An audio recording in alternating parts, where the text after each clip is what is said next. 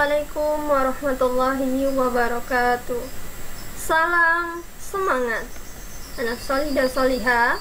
Hari ini kita berjumpa lagi dalam tema 1 hidup rukun, subtema 3 hidup rukun di sekolah, pembelajaran 1 dan 2. Sebelum kita memulai pembelajaran hari ini, marilah kita bersama-sama melafazkan basmalah.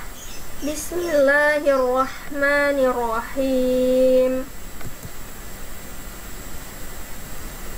Nina dan teman-teman belajar di sekolah.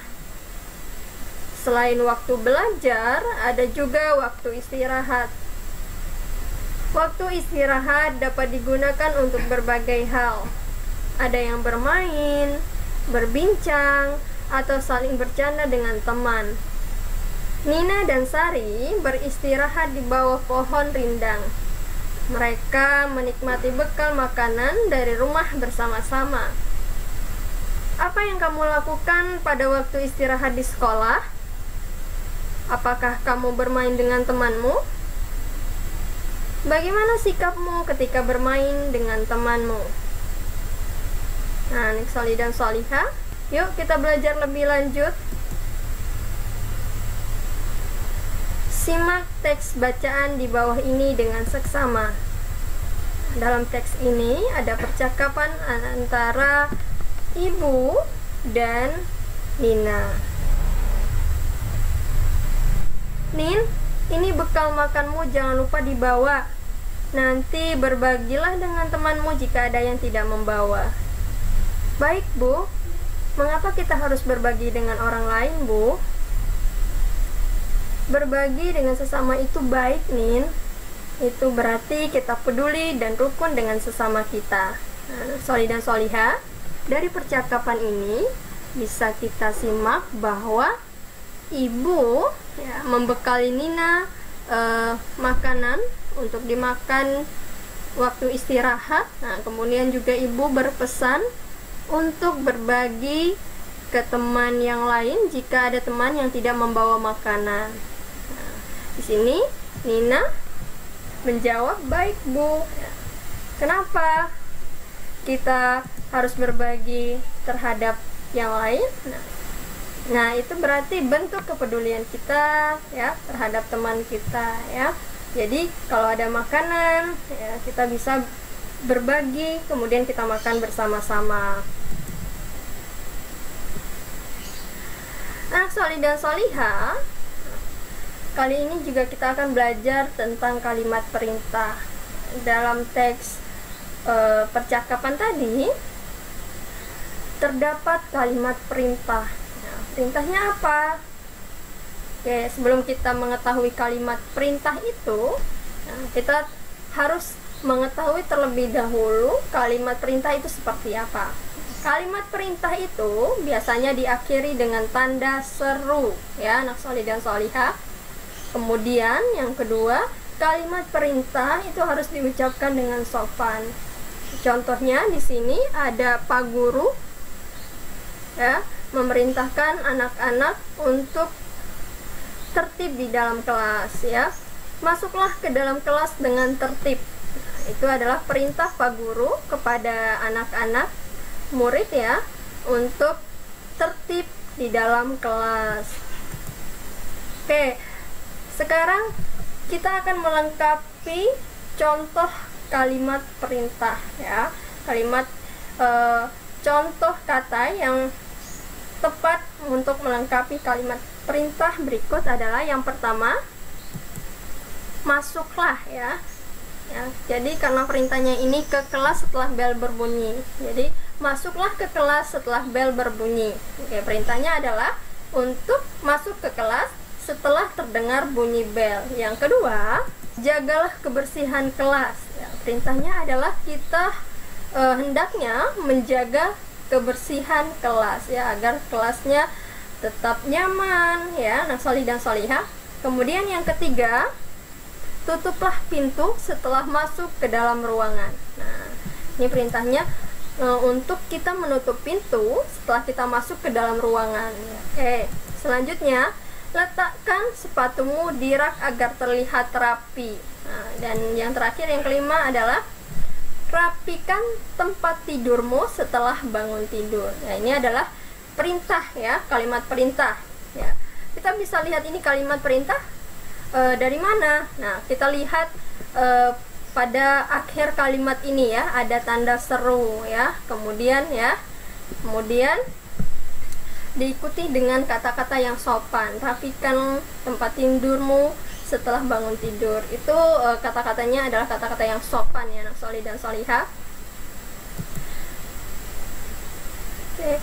Di kelas, para siswa sedang belajar menggambar. Nina, Sari, Putu menggambar dengan alat yang berbeda. Nah, alat yang digunakan, nah, di sini Nina menggunakan pensil warna ya. Kemudian Sari di sini menggunakan krayon ya. Yang kemudian yang Putu menggunakan spidol warna. Anak solih dan solihah, ketiga alat untuk menggambar ini ya, itu memiliki tekstur yang berbeda ya. Kalau kita mengaplikasikannya ke kertas, tentu ini memiliki tekstur yang berbeda ya. Contohnya saja spidol warna ya. Spidol warna itu memiliki ciri warnanya lebih terang ya dari pensil warna. Kemudian teksturnya basah ya. Kalau pensil warna itu teksturnya kering. Nah, kemudian pasangkan siswa dengan hasil gambarnya yang sesuai. Nah, di sini Putu ya. Ini adalah gambar Putu ya. Gambarnya Putu. Fotonya Putu ya. Nah, ini Putu menggunakan apa? Spidol ya. Kenapa? Spidol. Jadi hasil gambarnya itu lebih terang ya, lebih terang daripada yang lain. Kemudian yang kedua, ini ada fotonya Tigor ya. Tigor ini menggunakan krayon ya. Nah, krayon ini tentu warnanya lebih terang dari pensil warna. Jadi gambar yang sesuai adalah yang tengah. Kemudian yang terakhir, Nina menggunakan pensil warna ya. Sudah selesai. Anak solih dan solihah, silahkan tulis ya, beri tanda penghubung di halaman 110. Baik, selanjutnya, siswa di sekolah Nina cukup banyak ya. Ada 97 siswa laki-laki dan 113 siswa perempuan.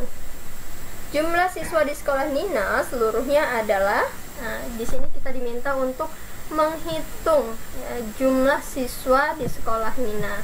Caranya adalah, yang pertama bisa menggunakan cara panjang. Nah, yang kedua kita bisa menggunakan cara pendek.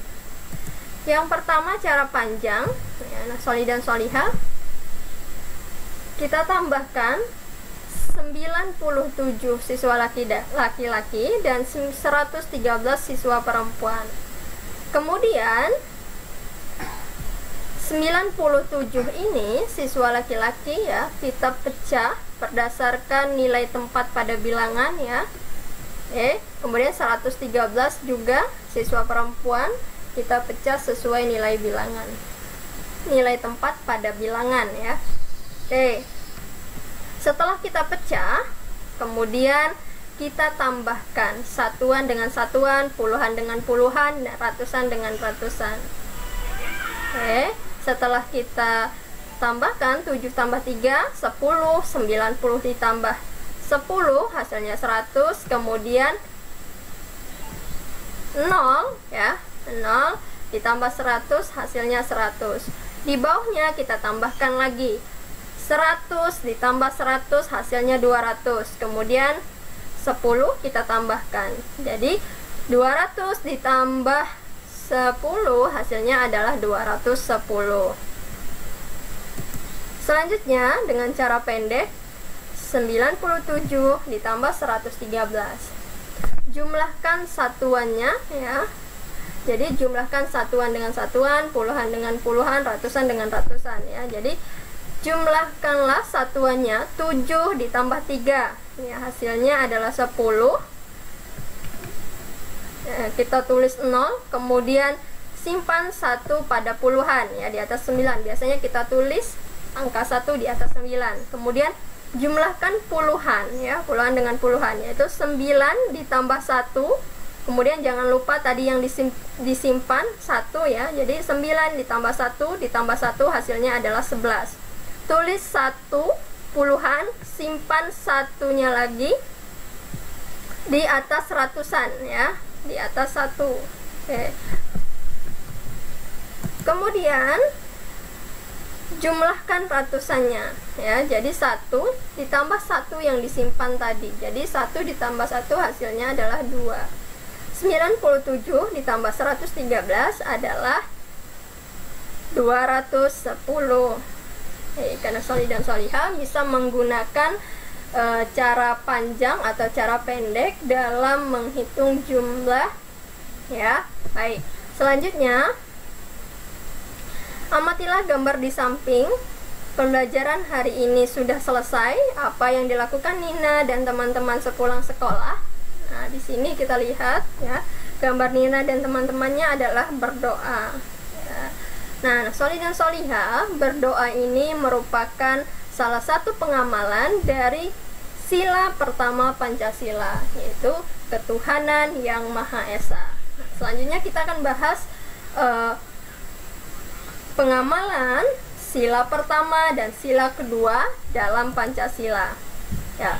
Nah, Sholih dan Sholihah tentu masih ingat ya bunyi sila pertama dan sila kedua dalam Pancasila. Sila pertama dalam Pancasila berbunyi ketuhanan yang Maha Esa. Dan sila kedua dalam Pancasila berbunyi kemanusiaan yang adil dan beradab. Nah, berikut bentuk pengamalan sila pertama dan sila kedua dalam Pancasila pada kehidupan sehari-hari.